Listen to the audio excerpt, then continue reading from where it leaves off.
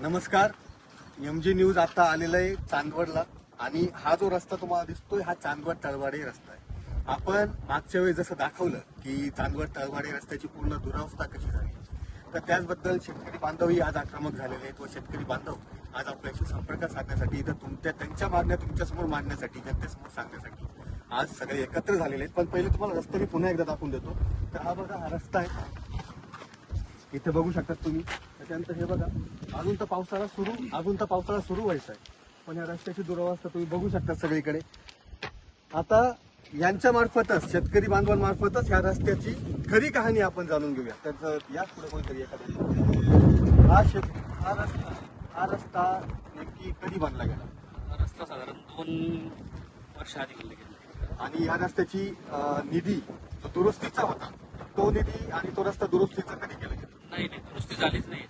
Okay, म्हणजे रस्ता दुरुस्तीसाठी बनल्यानंतर अवघ्या 6 महिन्यातच हा रस्ता पूर्ण खराब झाला होता. त्यावेळेला काही ठिकाणी डागडुजी केली त्यांनी थोडीशी, आणि 1 किलोमीटरचीच केली. त्याच्या पुढची पूर्ण तशीच बाकी आहे.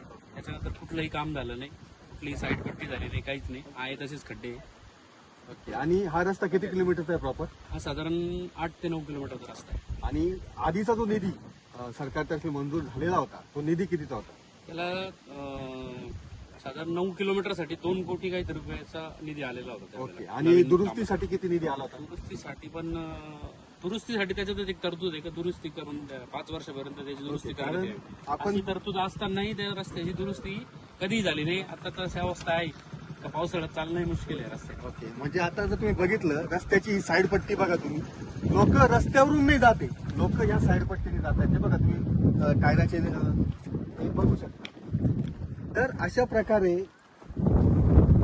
शेतकऱ्यांच्या बाजूने, म्हणजे आता मागचा पट्टा मी ज्यावेळेस तुम्हाला दाखवला होता, तेव्हा जिथं कॉलन्या सुरू आहेत ना, जिथं कॉलन्या येत होतात, तिथं प्रॉपर मोठा रस्ता आणि चांगला रस्ता बनवलेला आहे. जिथून आमच्या शेतकऱ्यांचे रस्ते चालू होतात, तर रस्त्यांचे तुम्ही हाल बघतातच आहे. आणि एकदम छोटासा रस्ता करून ठेवलेला आहे.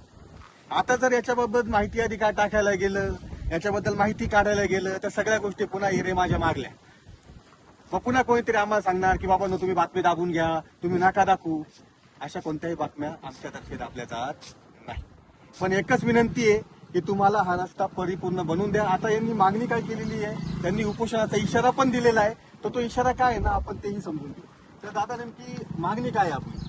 या रस्ते दुरुस्त झाली पाहिजे, किंवा नवीन रस्ता आम्हाला थोडं वाढीव स्वरूपात मंजूर करून द्यायला तेव्हा. आम्ही आणि लवकरात लवकर पावसाळा सुरू होण्यापूर्वी चांदवड पासून त्याचं काम झालं पाहिजे. तर आता आपण जिथे उभो आहोत त्याच्यापासून अर्धा किलोमीटर पर्यंत नगर परिषद हाती देतो.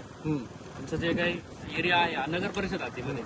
आम्हाला नगर परिषद हातीच्या ज्या सुविधा आहेत त्या आम्हाला या रस्त्यासाठी पूर्ण द्यायचं. याला कुठल्याही स्ट्रीट लाईट नाही, रात्रीचे बिबटे ओके. म्हणजे आपल्याला तो सुविधाच नाही. ही एक वेगळी मागणी आपल्याला नगर परिषदेत हा. करावी लागणार. बसली पाहिजे. कारण लाईटची कुठलीही सुविधा नाहीये. दुसरी गोष्ट, रस्ता हा 1 किलोमीटर पर्यंत नगर परिषद हात दाखवून तिथपर्यंत मोठा केला. तिथून पुढे आम्ही नगर परिषद हात देतो साधारण 3 किलोमीटर पर्यंत. ओके. मग 2 त्या ते 2.5 कोणत्याही सुविधा आपल्याला नाही, फक्त मतदान लाईटच नाही. फक्त मतदान करण्याची सुविधा. लाईट नाही, पाणी नाही, लाईट नाही. तर इकडे गाड्या येतात, त्यांना अडवायचं नाही. ठीक आहे. तर मग आता ते तुम्ही उपोषणाचं जे बोलले, ते नेमकी कधीपासून सुरू होतंय, काय होतंय? आपण आता पहिले पावसाळ्याच्या आत वाट बघणार आहोत त्यांची. केला तर ठीक आहे, नाही तर आम्ही उपोषणच करणार, रस्ता बंद करून देणार. साधारणतः 1 दिवस चालण्यासारखी परिस्थिती नाही. आतापर्यंत 3 ते 4 अपघात म्हणजे झाले. शेतकऱ्यांचं असं म्हणणं आहे की जर आम्हाला जायला रस्ता नाहीये, तर हा रस्ता डायरेक्टली शेतासारखा नांगरून टाकण्याचं त्यांनी म्हटलेलं आहे. आणि उपोषणाला ते त्याच नांगरलेल्या जागेवरती बसणार आहे. तर माझी चांदवड प्रशासन, चांदवड PWD, चांदवडचे आमदार, खासदार, चांदवडचे नगरसेवक असतील, चांदवडचे भावी आमदार असतील, या सगळ्यांना एकच विनंती आहे की फक्त मतदानासाठी शेतकऱ्यांचा वापर करू नका. जो रस्ता आपल्या शेतकऱ्यांसाठी बनवण्यात आलेला आहे, तो 6च महिन्यात उखडून गेला. त्याच्यानंतर त्याची डागडुजीसाठी जो खर्च आहे तो काय आहे, ते सगळे बिलं काढण्यात आलेले आहेत. अवघ्या तर 6 महिन्यात खराब झाला रस्ता. तर ह्या सगळ्या गोष्टी नका करत जाऊ. आता फक्त शेतकऱ्यांची मागणी ही आहे की त्यांनी रस्ता प्रॉपर बनवून द्यावा. जर त्यांनी पुढच्या 10 दिवसात रस्त्याचे कामं चालू केले नाही, तर शेतकरी हा रस्ता परिपूर्ण नांगरून टाकण्याच्या भाषा करतायत आणि संविधानिक मार्गाने आंदोलन करण्याचा प्रयत्न करतात. कारण रस्ता तुम्ही बघा, नांगरण्याची सुद्धा ऍक्च्युअली गरज नाही, कारण तो ऑलरेडी नांगरलेला आहे. ठीक आहे.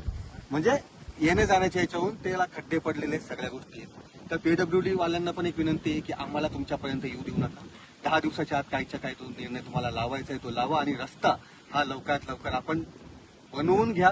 की जेणेकरून पावसाळ्यात शेतकऱ्यांना त्रास होणार नाही. कारण आता आय थिंक 10 ते 12 दिवसच पाऊस पडू शकतो पावसाचे, त्याच्यामुळे 10 ते 12 दिवसातच लवकरात लवकर तुम्ही निर्णय घ्यावा अशी आम्ही स्वतः MG न्यूज तर्फे विनंती करतोय आणि शेतकऱ्यांतर्फे विनंती करतोय.